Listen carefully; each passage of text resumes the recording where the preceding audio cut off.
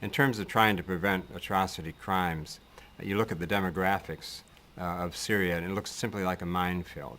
It's like the perfect storm for very serious atrocities over time. And the right message. Right.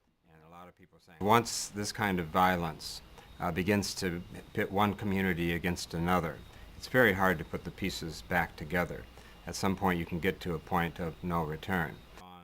The government of Syria was saying we have to recognize that at some point that government may collapse. It may implode, it may collapse for other reasons, and then what is going to happen?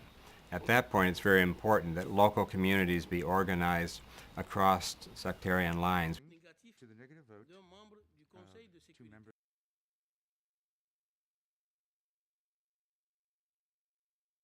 We can't use a veto in the Security Council as an excuse for inaction.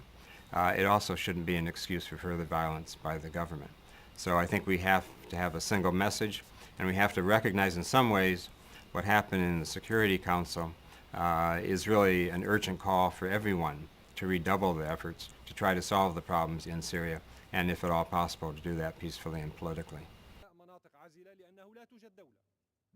The whole international community continues to have to pressure the Assad government to recognize the rights of all Syrians.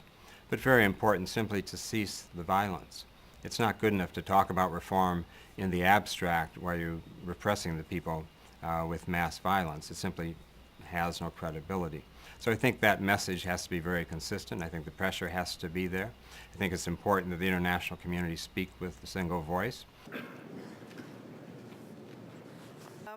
5,400 people last year. We should recognize that you don't have to have tanks and weapons to be influential internationally. You can do it through moral suasion, through diplomacy. And I think in that sense the General Assembly is adding to the international voice, which I hope the Syrian government will listen to. Giving the Assad regime